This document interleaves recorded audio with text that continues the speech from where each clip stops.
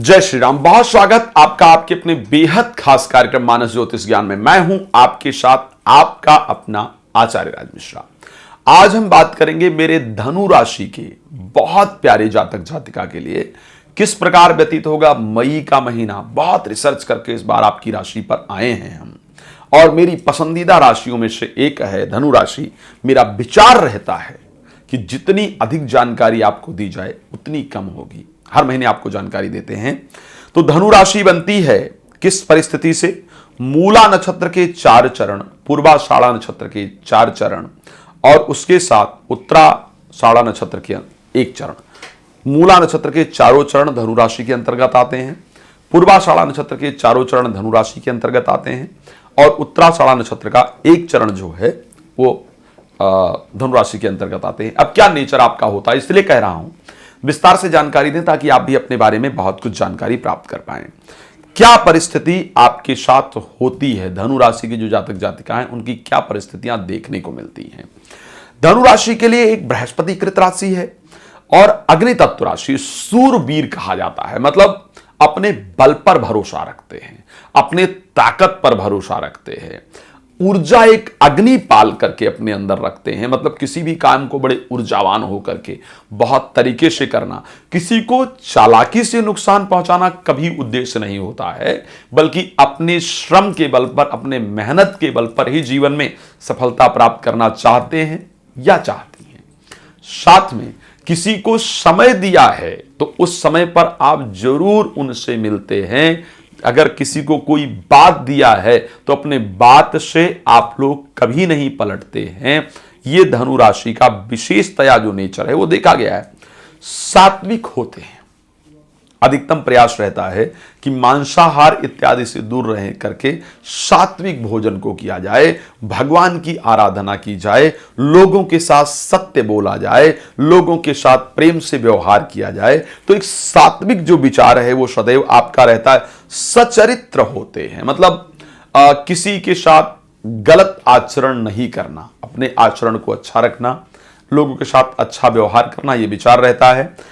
अब जो बताने जा रहा हूं ये और इंपॉर्टेंट है आपके लिए। 5 वर्ष, 5 मास में, 3 वर्ष में और 6 वर्ष में। इसलिए आप समझ पाएंगे कि मेरी धनु राशि है या नहीं है। जब आप 5 महीने के होते हैं या होती हैं, आप 3 वर्ष के होते हैं, होती हैं, 6 वर्ष के होते हैं या होती हैं, तो आपके को कष्ट होता है, भयानक कष्ट होता है। कहीं से गिर जाना, चोट लग जाना, बहुत बीमार हो जाना, इस प्रकार का। आप पूछ सकते हैं तब आप छोटे रहे होंगे या रही होंगी, अपने मदर फादर से इस समय को पूछिए। यह समय आपके लिए बहुत कष्टप्रद होता है। 11 वर्ष के जब आप होते हैं तो आपके आंखों में दिक्कत होती है। जब आप 16 वर्ष के होते हैं तो आपको जल से दिक्कत होती है, मतलब पानी में डूबने के कारण या किसी प्रकार से प्रॉब्लम, या कोई जलीय रोग। जलीय रोग किसको कहते हैं? फेफड़े संबंधित जो रोग होते हैं, सर्दी जुकाम संबंधित जो रोग होते हैं, जलीय रोग परेशान करते हैं। 24 और 36 वर्ष की जब आपकी उम्र होती है तो आपको शरीर में रोग उत्पन्न होता है जो आपको बहुत परेशान करता है। 47 और 57 और 67 वर्ष में जल से भय होता है, यानी जल में डूबने इत्यादि से, या कहीं जल के प्रलय इत्यादि में फंस जाएं, या साथ में जलीय रोग, कफ, कोल्ड इत्यादि की जो समस्या है वो बहुत बुरी तरीके से परेशान करे। ऐसा परेशान कर दे कि अल्प मृत्यु जैसी परिस्थिति बन जाए, मृत्यु जैसे कंडीशन बन जाए। और अगर चंद्रमा शुभ हो तो 85 वर्ष तक आपकी उम्र होती है। आषाढ़ मास में बृहस्पतिवार के दिन ऐसे लोगों को इस संसार को त्याग करके ब्रह्म की तरफ जाना पड़ता है। ऐसी परिस्थितियां होती हैं। खैर ये अनुमानित है, मैं ये नहीं कहूंगा कि नहीं आपको बिल्कुल इसी पर चलना है। ऐसा रावण संहिता के अंतर्गत वर्णन है।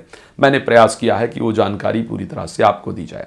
अब आइए थोड़ी चर्चा आगे करते हैं, इसको बढ़ाते हैं और देखते हैं कि मई में क्या क्या घटित हो रहा है आपके साथ। तो साहब, मई में एक तो सबसे अच्छा जो घटित होने जा रहा है, प्यार का इजहार, प्रेमी प्रेमिका की तरफ अट्रैक्शन, उधर से भी कुछ पॉजिटिव परिस्थिति प्राप्त हो और उम्मीदन ये रिलेशन विवाह की तरफ कन्वर्ट हो जाए, इस प्रकार की परिस्थिति घटित होगी।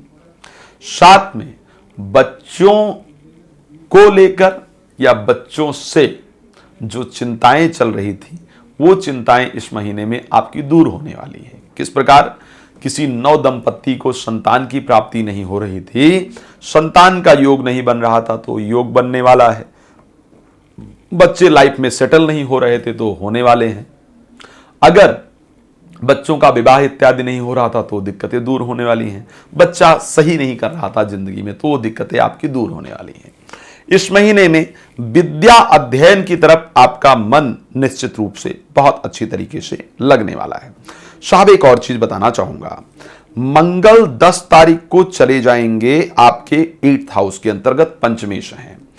10 तारीख के बाद मित्रों से धोखा प्राप्त हो, जिन स्त्रियों को प्रेगनेंसी इत्यादि गर्भ स्राव के ज्यादा चांसेस बने, और स्पेशली महिलाओं को स्त्री रोग से संबंधित समस्याएं परेशान करें, मासिक धर्म से संबंधित समस्याएं बहुत परेशान करें, इस प्रकार की परिस्थिति आपको जीवन में नजर आती है।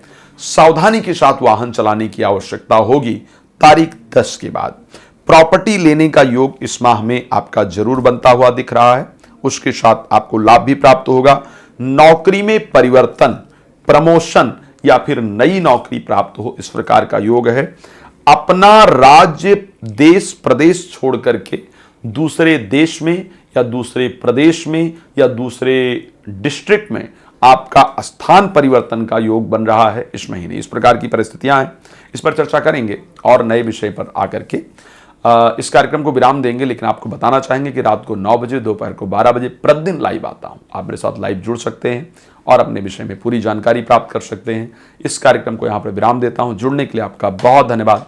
जय श्री राम।